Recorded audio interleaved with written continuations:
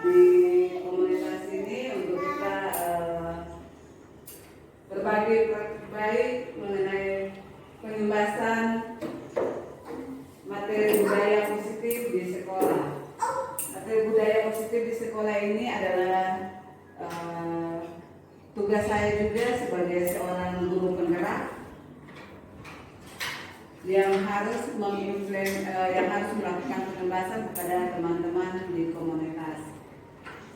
Ya, baik, sebelum kita mulai diskusi tentang budaya positif di sekolah kita masing-masing, saya ada memutarkan sebuah video bagaimana implementasi positif di sekolah kita.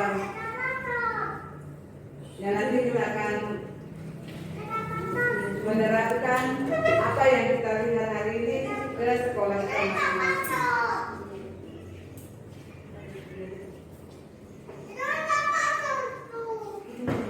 Ya, halo. Halo, silakan.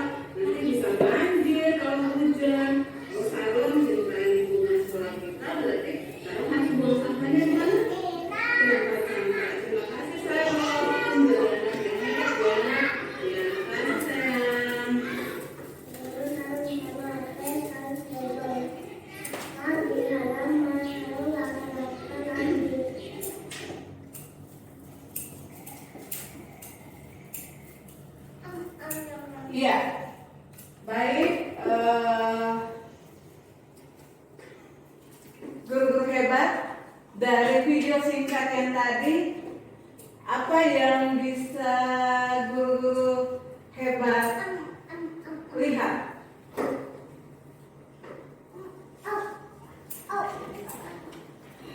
Ya, pertama itu belajar bertanggung jawab, mandiri,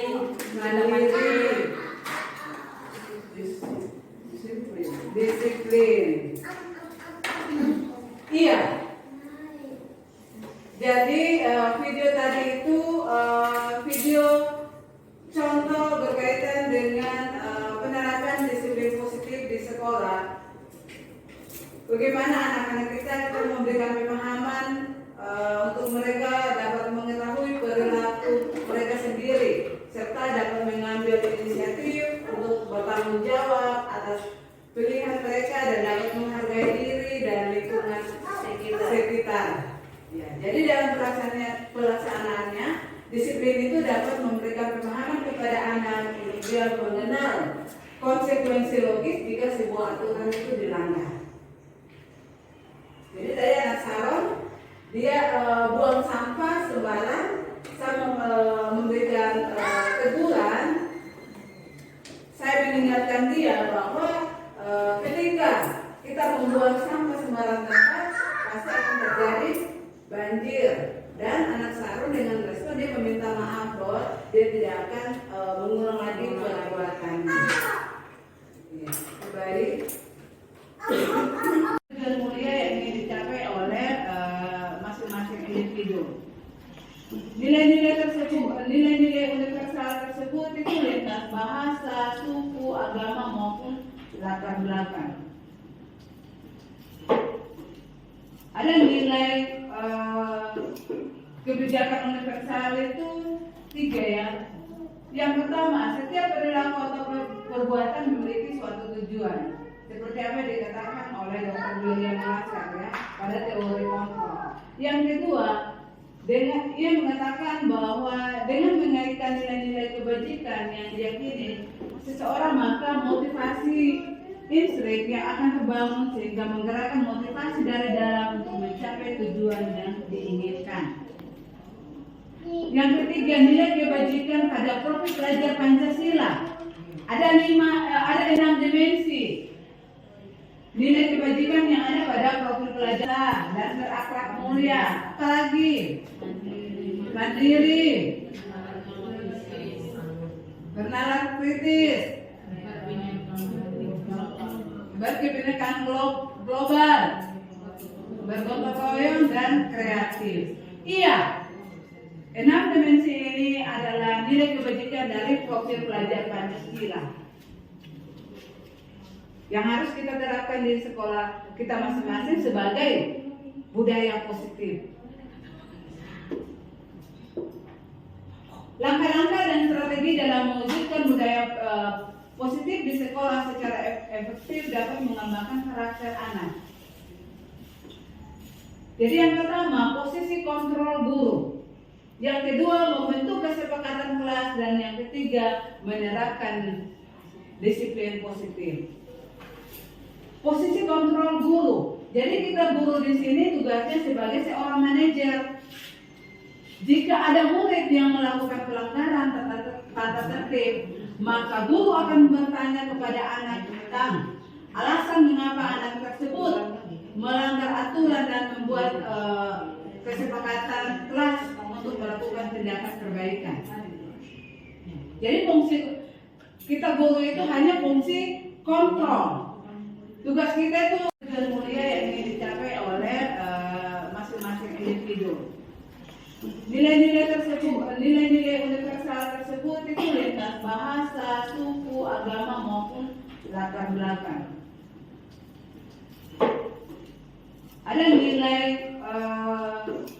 kebijakan universal itu 3 ya.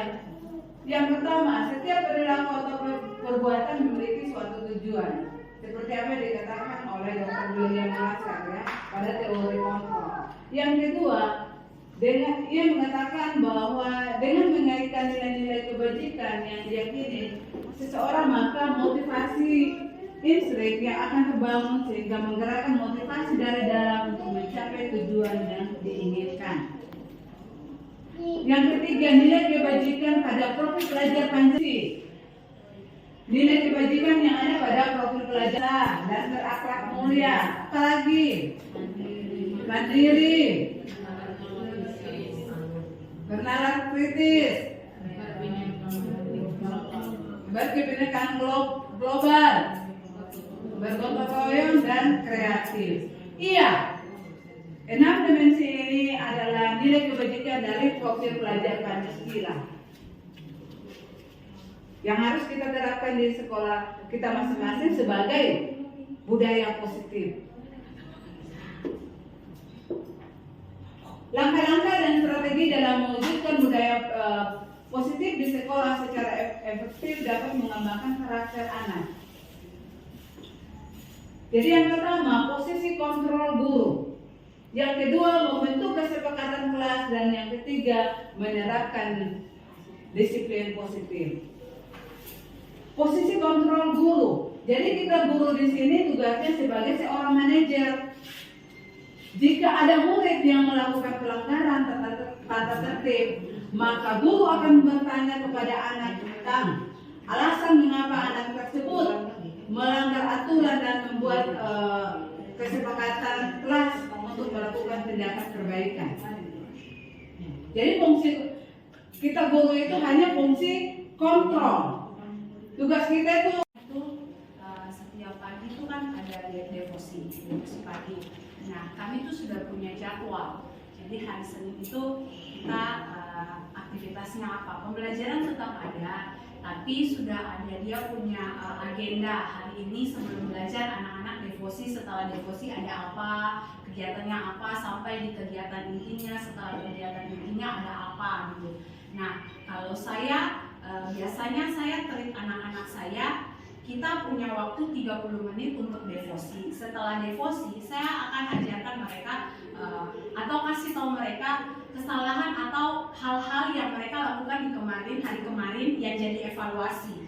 Dan biasanya tuh saya kasih jadi ketua kelas itu selama 1 minggu. Jadi 1 minggu 1 anak. Dari Senin sampai Jumat itu 1 anak. Dia akan belajar karena saya pikir ketika saya cuma kasih hari itu saja, anak belum full dia untuk belajar. Ketika kalau jadinya ketua kelas 1 hari itu, kalau dia masuk, kalau dia tidak masuk, kan akan digantikan dengan orang lain. Tapi saya kasih 5 hari karena kami sekolahnya sampai hari Jumat. Jadi dalam 5 hari itu dia akan jadi ketua kelas. Dia yang akan pimpin doa, dia yang akan pimpin teman-teman berbaris, masuk ke kelas, berbaris cuci tangan, makan, sampai dia yang jaga aturan kelas, dia yang memutuskan anak ketika ada yang melakukan kesalahan, dia yang memutuskan. Itu dia punya hak.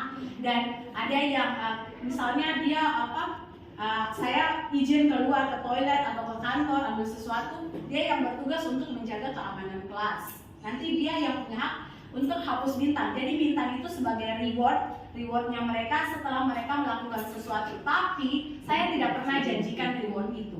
Jadi semua bintang tempelkan foto-foto mereka di papan. Terus siapa yang berhasil untuk jawab pertanyaan, siapa yang bisa tertib selama 1 hari itu, saya akan kasih bintang. Itu rewardnya. Tapi saya tidak akan pernah bilang kalau kamu lakukan yang baik, Miss kasih reward ya, kasih bintangnya. Tidak, saya tidak pernah bilang seperti itu.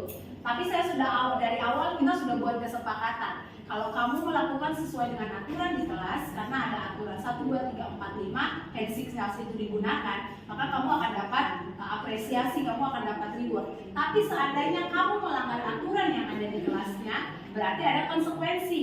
Itu sudah terjadi di awal pembelajaran. Sebelum tahun ajaran baru masuk, kami sudah sepakati dari awal tahun. Jadi itu akan berlangsung setiap hari. Dan saya bilang, kalau kalian melanggar konsekuensi di dalam aturan di dalam kelas, konsekuensinya adalah bintang akan dihapus. Dan itu sangat istilahnya sakral sekali buat mereka. Sampai ada yang